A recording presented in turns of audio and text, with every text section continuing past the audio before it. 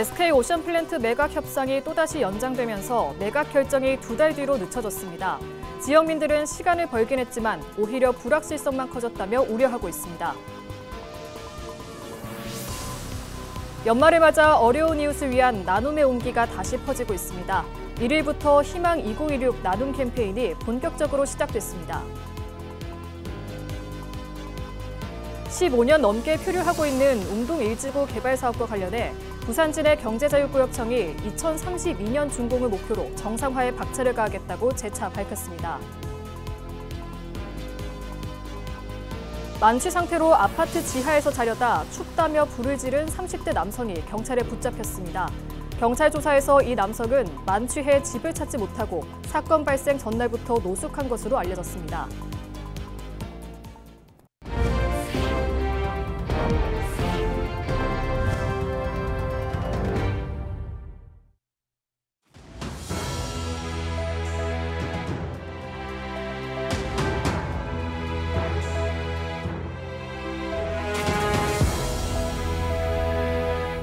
시청자 여러분 안녕하십니까? 헬로티비 뉴스입니다.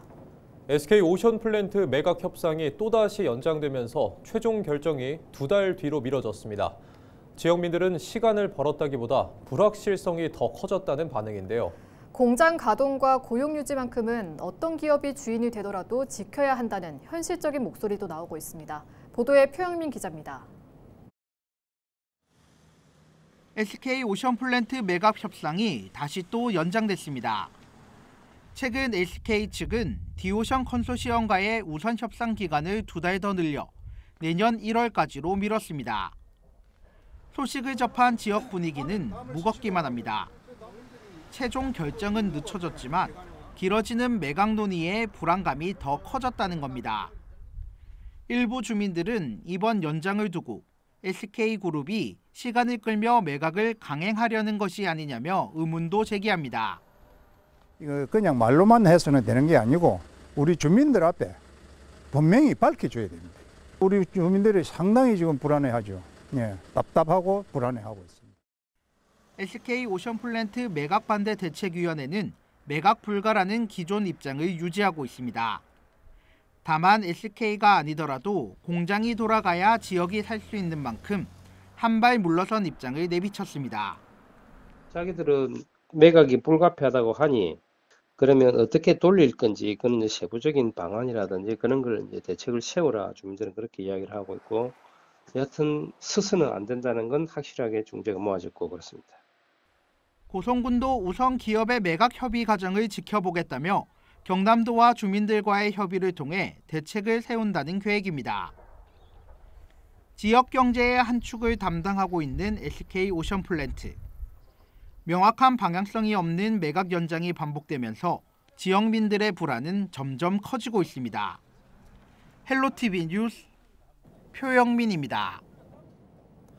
15년 넘게 표류하고 있는 웅동 1지구 개발 사업과 관련해 부산 진해 경제자유구역청이 2032년 준공을 목표로 정상화에 박차를 가하겠다고 재차 밝혔습니다.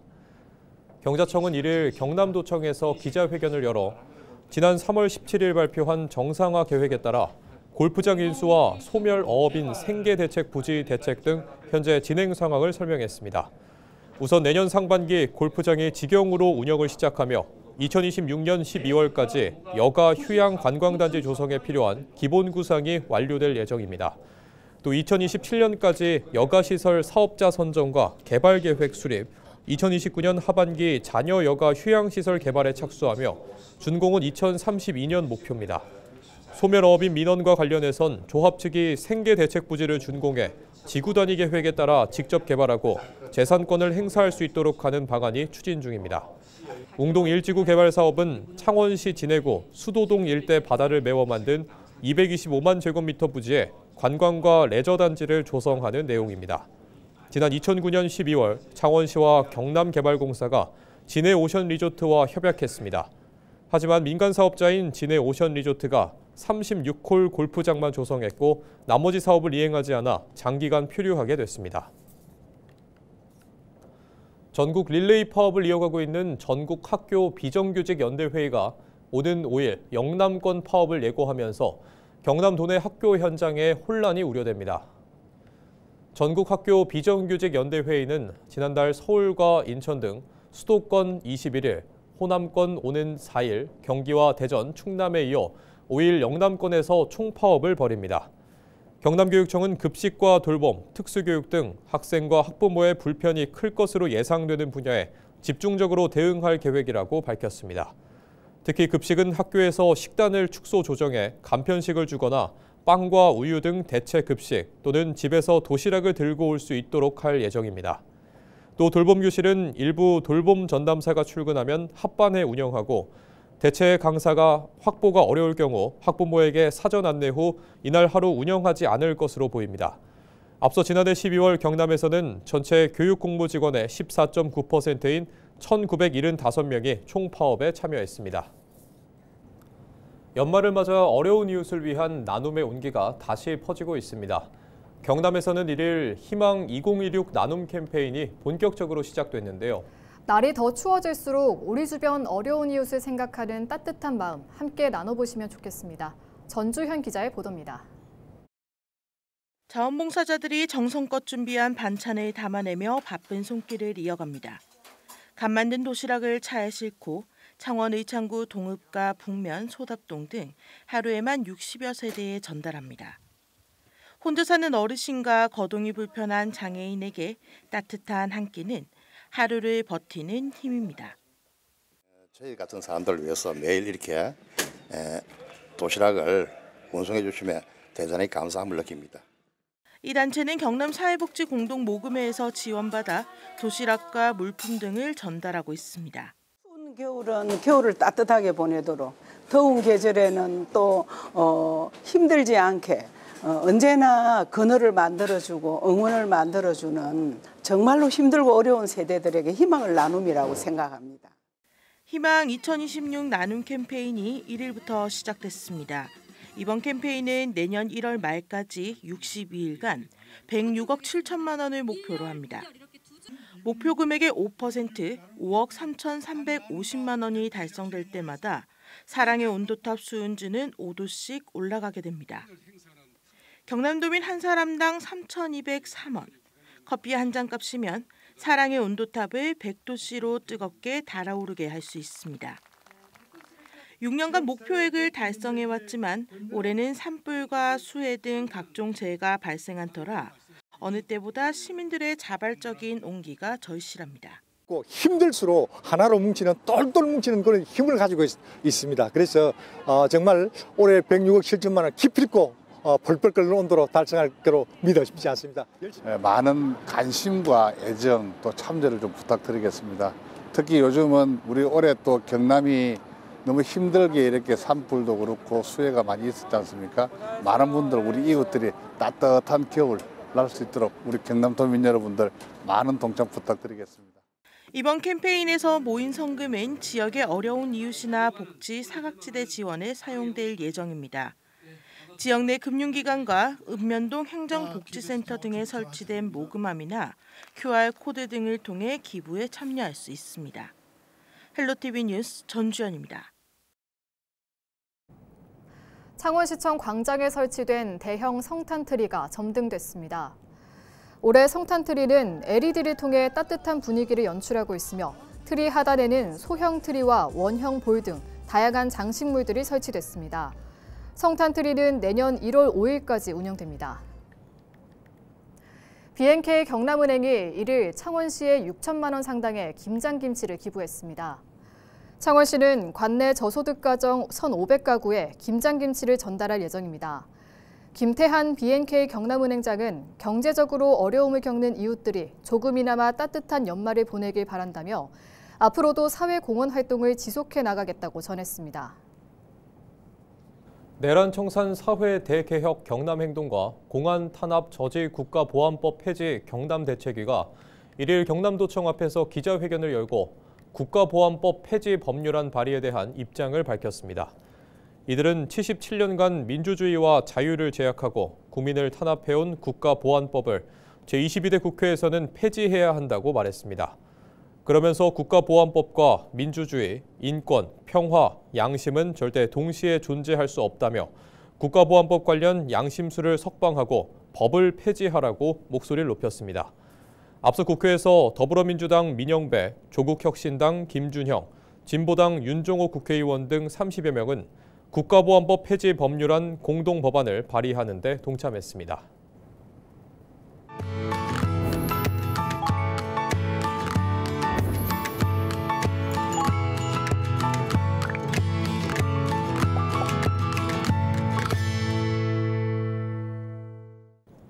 케이블 TV 공동기획 우리 동네 영웅 시간입니다. 경기도 포천에는 20년 넘게 지역의 어려운 이웃을 돌봐온 작은 복지 공동체가 있습니다. 무료 급식과 연탄 나눔, 푸드뱅크 사업까지 소외된 이웃 곁을 지켜온 포천 나눔의 집인데요. 특히 이주민과 외국인 노동자를 위한 이주민 지원센터를 함께 운영하며 다문화 사회 속 포용의 가치를 실천하고 있습니다. 딜라이브 이승준 기자가 전합니다. 외국인 노동자들이 교재를 펼치고 한글 문장을 따라 읽습니다. 포천 나눔의 집이 운영하는 이주민 지원센터 한글 교실입니다. 낯선 언어 속에 고립됐던 노동자들이 이곳에서 한국어를 배우고 일상생활에 필요한 행정과 의료 상담도 받습니다. 김밥, 재료, 예요. 센터는 이주 노동자의 체류 문제나 산재 피해 상담, 노동권 교육도 꾸준히 진행하고 있습니다. 특히 한국에서 태어났지만 비자 문제로 인해 제대로 된 삶을 누리기 어려운 이주 노동자 2세들에게는 소중한 쉼터가 되고 있습니다. 저도 어렸을 때 미등록으로 자랐어가지고 나눔의 집에서 이제 온갖 지원들을 많이 해주었고 병원비나 이런 수술비 같은 것도 지원을 해줬고 나중에 비자를 발급받을 때도 나눔의 집에서 큰 도움을 주셨습니다. 어떤 경우에는 부모 중에 한쪽이 단속되어서 이제 나가면 엄마 혼자 아이들을 키우는 경우도 있거든요. 그런 경우에는 아이들이 초등학교 들어가기 전까지는 사실은 어려움이 크죠. 정부에서 전혀 아이에 대해서 파악하고 있지 못하기 때문에 아무런 지원도 해주지 않거든요. 포천 나눔의 집은 이주민 지원을 넘어 지역 복지의 마지막 울타리 역할도 하고 있습니다. 무료 급식소와 푸드뱅크를 운영하며 어르신과 취약계층에게 식료품을 나누고 겨울이면 연탄을 직접 배달하며 함께 사는 마을의 온기를 전합니다. 그래서 저희가 제일 주안점으로 삼았던 것은 나눔의 집을 위한 나눔의 집이 아니라 정말 주민을 위한 가난한 사람들을 위한 활동을 열심히 해보자 해서 봉사자 조직하고 후원자 조직하면서 지금은 한 10개 센터에 60여 명의 실무자와 함께하는 일들을 하고 있는데요. 이주 노동자에겐 든든한 울타리가, 어려운 이웃에겐 따뜻한 밥 한 끼가 되어온 포천 나눔의 집. 작은 공간이지만 20년 넘게 지역의 온기를 지켜왔습니다. 딜라이브 뉴스 이승준입니다. 내년 6월 3일 치러지는 제9회 전국동시 지방선거를 180일 앞둔 오는 5일부터 지방자치단체장의 홍보활동과 정당, 후보자 관련 단체의 선거 관여 행위가 전면 제한됩니다. 공직선거법에 따라 지자체장은 자치단체의 사업 홍보물 배부와 주민자치센터 교양 강좌 참석, 근무시간 중 민간단체 행사 참석이 금지됩니다. 정당이나 후보자 관련 단체 역시 선거구민 대상 영향력 행사나 명의이용 선전이 금지됩니다. 부산시 선관위는 공무원의 선거 관여 등 중대 위반 행위를 집중 단속하고 위법 행위 발생 시 디지털 포렌식 등 과학적 조사 기법을 활용해 엄정 조치할 계획입니다. 만취 상태로 아파트 지하에서 자려다가 춥다며 불을 지른 30대 남성이 경찰에 붙잡혔습니다. 창원 중부경찰서는 이를 일반 물건 방화 혐의로 A씨를 불구속 입건했다고 밝혔습니다. A씨는 지난달 29일 오전 7시 20분쯤 창원시 성산구의 한 아파트 지하 1층 계단 복도에서 술에 취해 자다가 깨 라이터로 소화기 받침대에 불을 지른 혐의를 받습니다. 경찰 조사 결과 A씨는 사건 발생 전날 저녁부터 술을 마시고 만취해 집을 찾지 못하고 노숙한 것으로 알려졌습니다. 경찰은 A씨를 상대로 정확한 사건 경위를 조사하고 있습니다. 이상으로 뉴스를 마칩니다. 시청해주신 여러분 고맙습니다.